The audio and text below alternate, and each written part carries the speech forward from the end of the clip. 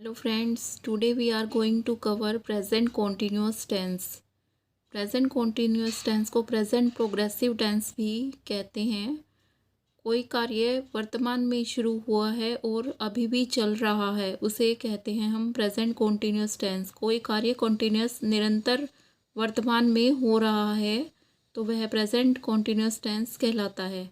इसकी पहचान है रहा है, रहे हैं, रही है, रहता है, रहते हैं, रहती है। मैं खाना खा रहा हूँ, वह गाना गा रही है, वे काम कर रहे हैं। इस तरह के सेंटेंस जो कोई भी काम वर्तमान में हो रहा है प्रेजेंट कॉन्टीन्यूअस टेंस कहलाता है। Use of present continuous tense. Present continuous tense को हम किस किस सिचुएशन में यूज़ कर सकते हैं।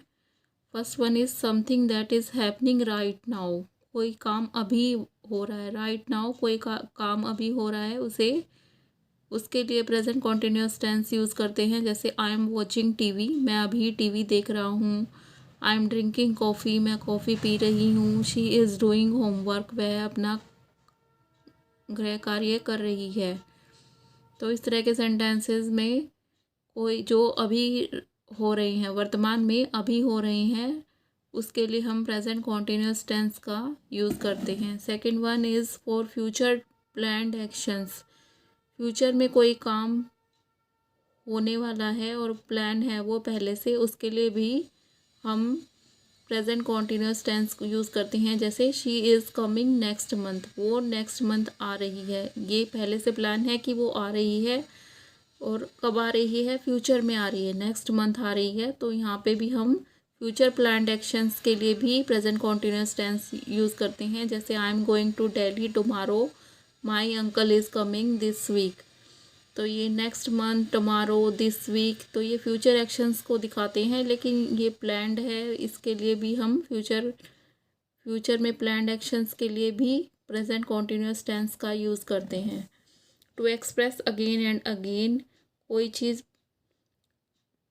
चीज़ अगेन एंड अगेन हो रही है, दोबारा हो रही है, फिर से हो रही है। जैसे she is always telling a lie, वह हमेशा झूठ बोलता रहता है। रहता है, रहते हैं, रहती है, अगर ये भी दिखाई देते हैं हमें किसी सेंटेंस में तो ये दिखाता है कि कोई चीज़ हम बार बार हो रही है। जैसे that baby is always crying, वह बच्चा बार बार रोता रहता है, हमेशा रोता रहता है। शी इज़ ऑलवेज कंप्लेनिंग, वह हमेशा शिकायत करती रहती है। तो इस तरह के सेंटेंस में जहाँ रहता है, रहते हैं, रहती है, इस तरह के सेंटेंसेस में भी प्रेजेंट कॉन्टीन्यूअस टेंस का यूज़ होता है। For temporary actions and work, temporary action और वर्क के लिए भी प्रेजेंट कॉन्टीन्यूअस टेंस का यूज़ होता है। जैसे I am learning art and craft, मैं आर्ट एंड क्राफ्ट अभी सीख रही हूँ, लेकिन यह नहीं पता कब तक, थोड़ा टाइम सीखने के बाद आप उसको छोड़ भी सकते हैं। तो टेम्परेरी कोई काम अभी हो रहा है लेकिन पता नहीं फ्यूचर में कब तक होगा, उसके लिए भी हम टेम्परेरी वर्क जो अभी चल रहा है उसके लिए भी प्रेजेंट कॉन्टीन्यूअस टेंस का यूज़ करते हैं। Subject helping verb plus verb की first form plus ING plus object. Helping verb हम आई के साथ एम यूज़ करते हैं, ही शी इट के साथ इज़ का यूज़ करते हैं, वी यू दे और प्लूरल के साथ आर का यूज़ करते हैं। सिंगुलर और ही शी इट के साथ हम इसका यूज़ करते हैं। मैं खाना खा रहा हूँ, आई एम ईटिंग फूड, वह गाना गा रही है, शी इज़ सिंगिंग सॉन्ग, वे खेल रहे हैं, दे आर प्लेइंग। जैसे मैं खाना खा रहा हूँ, यहाँ पे सबसे पहले हम सब्जेक्ट का यूज़ करेंगे, आई यहाँ पे सब्जेक्ट, उसके बाद हेल्पिंग वर्ब हमारी हूँ के लिए हम लगाएंगे एम का यूज़ करेंगे। आई के साथ हमेशा एम का यूज़ होता है। उसके बाद खाना हमारी वर्ब है, उसके साथ हमने आईएनजी लगाया, ईट के साथ हमने लगाया आईएनजी, ईटिंग। उसके बाद ऑब्जेक्ट फूड का यूज़ किया है हमने। सबसे पहले सब्जेक्ट, फिर हेल्पिंग वर्ब, फिर वर्ब के साथ हम आईएनजी लगाएंगे, उसके बाद ऑब्जेक्ट लगाएंगे। ये प्रेजेंट कॉन्टीन्यूअस टेंस का स्ट्रक्चर है। ये है सिंपल सेंटेंसेस के लिए। अगर नेगेटिव सेंटेंसेस हों तो स्ट्रक्चर होता है subject plus helping verb plus not plus verb की first form ING plus object. जैसे वह टीवी नहीं देख रही है, she is not watching TV.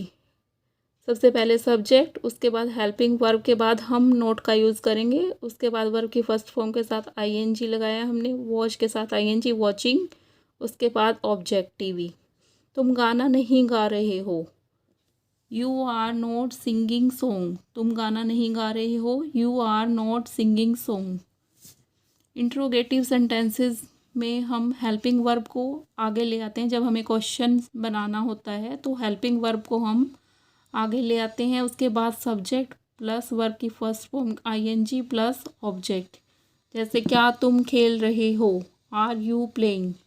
यहाँ पे हमारी हेल्पिंग वर्ब है आर, यू के साथ हम आर लगाते हैं तो आर को हम आगे लेके आएंगे क्वेश्चन बनाने के लिए। उसके बाद सब्जेक्ट, उसके बाद वर्ब की फर्स्ट फॉर्म के साथ हम आईएनजी लगाएंगे। क्या वह बाजार जा रहा है, यहाँ पे हमारा सब्जेक्ट ही है, उसके साथ हम क्या लगाते हैं, इज़। ही शीट के साथ लगाते हैं इज़, तो इज़ को हम आगे लेके आएंगे यहाँ पे क्वेश्चन बनाने के लिए। इज़ के बाद सब्जेक्ट का यूज़ करेंगे, is he going to market. अगर यहाँ पे हो क्या वह बाजार नहीं जा रहा है, तो नॉट यहाँ पे सब्जेक्ट के बाद लगेगा, is he not going to market. Rules for adding ING लगाने के लिए कुछ रूल्स होते हैं, तो देखते हैं कुछ rules. Words end with E, add ING after removing E. जो वर्ड्स ई के साथ एंड होते हैं, कुछ वर्ब होती हैं जो ई के साथ एंड होती हैं, वहाँ पे हम ई को हटाकर आईएनजी लगाते हैं। जैसे गिव, गिव में हमने क्या करा है, ई को हटा के आईएनजी लगाया। Give, giving, take, taking, make, making, come, coming. सब में यहाँ पे हमने लास्ट में ई अगर आता है तो उसको रिमूव करके हम आईएनजी लगा देते हैं। Verb ending with consonant and preceded by vowel then double the last letter. अगर लास्ट में हमें कॉन्सोनेंट दिखाई देता है और उससे पहले कोई वोवेल दिखाई देता है तो हम, और उस पर हम स्ट्रेस दे रहे हैं तो उसको हम डबल कर देते हैं, लास्ट लेटर को हम डबल करके फिर आईएनजी लगाते हैं। जैसे स्टॉप, यहाँ पे पी पे स्ट्रेस आ रहा है और पी हमारा कॉन्सोनेंट है, उससे पहले हमें वोवेल दिखाई दे रहा है, ओ लिखा हुआ है उससे पहले, तो हम पी को डबल कर देते हैं, उसके बाद आईएनजी लगाते हैं। तो स्टॉपिंग, फॉरगेट में भी टी है, जो लास्ट में कॉन्सोनेंट है उससे पहले वोवेल है, तो हम टी को डबल करके फिर आईएनजी लगाएंगे। पुट, पुटिंग, यहाँ पे टी पे स्ट्रेस आ रहा है तो हम टी को डबल कर देंगे, putting. Verb ending with I E, then convert I into Y and then add ING. जो वर्ब आई ई के साथ एंड होती हैं, जैसे टाई, डाई, लाई, यहाँ पे हम आई ई को हटाकर वाई ऐड कर देते हैं और उसके बाद आईएनजी लगाते हैं। जैसे tying, dying, lying. Verb ending with consonant but preceded by two vowels, then no doubling.